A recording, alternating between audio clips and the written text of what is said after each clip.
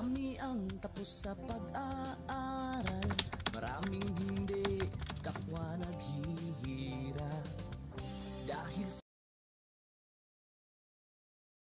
Magandang tanghali po sa ating mga kababayan at sa Malacanang Press Corps. Kagabi, nagpulong po ang inyong Interagency Task Force kahapon, January 13, 2022, at ito ang ilan sa mga napagkasunduan at naaprubahan na resolution. Naaprubahan din po ng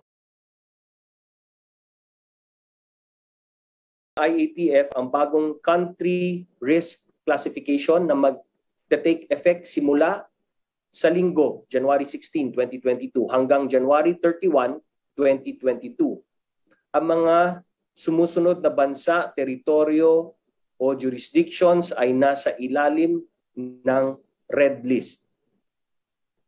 Antigua and Barbuda, ang Aruba, Canada, Curaçao, French Guiana, Iceland, Malta, Mayotte, Mozambique, Puerto Rico, Saudi Arabia, Somalia, Spain, at ang US Virgin Islands. Nasa green list naman po ang mga sumusunod.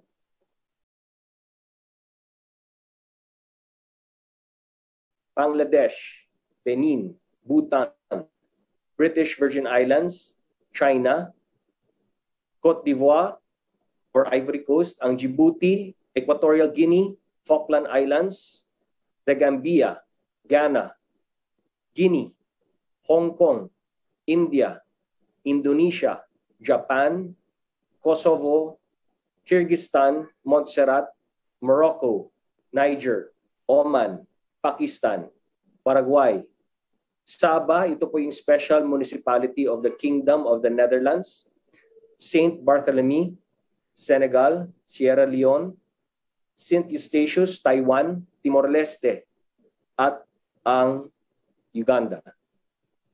Ang mga bansa, teritoryo at jurisdiction na hindi ko po nabanggit ay nasa ilalim po ng yellow list. Kaugnay nito, inamyendahan ng IATF ang bagong testing at quarantine protocols para sa international arriving passengers sa Pilipinas. Pumunta muna po tayo sa green list countries, jurisdictions, and territories. Ito po, fully vaccinated international arriving passengers shall be required to present a negative RT-PCR test taken within 48 hours prior to departure from country of origin. Inuulit ko po, 48 hours na po prior to departure from country of origin ang negative RT-PCR test. Pagdating po ng Pilipinas, hindi na sila kailangan mag-mandatory facility-based quarantine. Again, ito po yung para sa mga mula sa green list countries, jurisdictions, and territories. Pero kailangan nila mag-self-monitor ng sintomas sa loob ng 7 araw with the first day being the date of arrival. Para naman po sa unvaccinated, partially vaccinated, or individuals whose vaccination status cannot be independently validated, mula sa green list, kailangan nilang magpresenta ng negatibong RT-PCR test taken within 48 hours prior to departure from country of origin. Dagdag pa rito, kailangan nilang mag-facility-based quarantine hanggang lumabas ang kanilang negatibong RT-PCR test result taken on the 5th day. Pagkatapos po nito, kailangan nila mag-self-monitor ng 14 na araw with the first day being date of arrival. Samantala, ito naman po ang protocols for the yellow list countries, jurisdictions, and territories para sa mga fully vaccinated.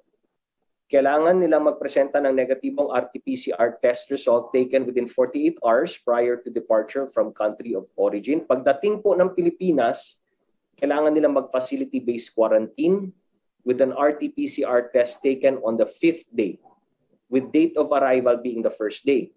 Kung magnegatibo ang resulta, maaari na silang ma-release for completion of home quarantine. home quarantine up to the 7th day from date of arrival. Para naman po sa mga unvaccinated, partially vaccinated, or whose vaccination status cannot be independently validated, mula sa yellow list, kailangan nila magpakita ng negatibong RT-PCR test result taken within 48 hours prior to departure from country of origin. Pagdating po ng Pilipinas, kailangan nila mag-facility-based quarantine with an RT-PCR test done on the 7th day, with date of arrival being the first day. Kung magnegatibo po, maaari na sila ma-release for completion of home quarantine up to the 14th day from date of arrival. Ito naman po ang protocols for red list. Pinapayagan na po ang inbound international travel ng lahat ng sa red list within the last 14 days prior to arrival to any port in the Philippines. I repeat, the inbound international travel of all persons coming from or who have been to red list countries, jurisdictions, and territories within the last 14 days prior to arrival to any port of the Philippines shall now be allowed. At para sa kanilang quarantine protocols mula sa red list, ito para sa mga fully vaccinated coming from the red list countries, jurisdictions, and territories.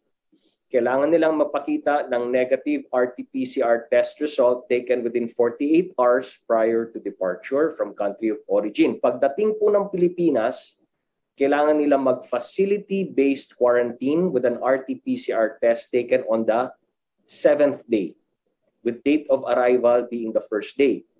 Kung magnegatibo, maaari silang ma-release from facility quarantine provided na kompletuhin po nila ang home quarantine up to the 14th day from date of arrival. Para naman po sa unvaccinated, partially vaccinated, or whose vaccination status cannot be independently validated, mula sa red list, kailangan nilang magpresenta ng negatibong RT-PCR test result taken within 48 hours prior to departure from country of origin.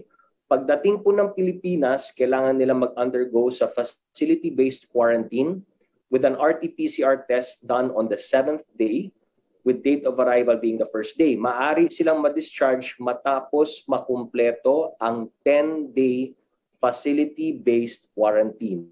Regardless of a negative RT-PCR test result, kailangan lang kumpletuhin ang 10-day facility-based quarantine.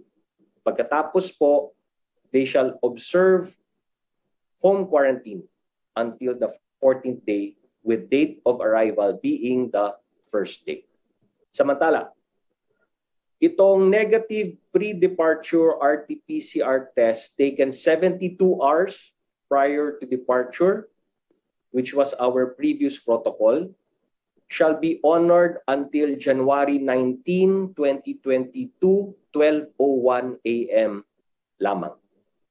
Again, yung negative pre-departure RT-PCR tests taken 72 hours prior to departure shall be honored only until 0001 hour of 19 January 2022.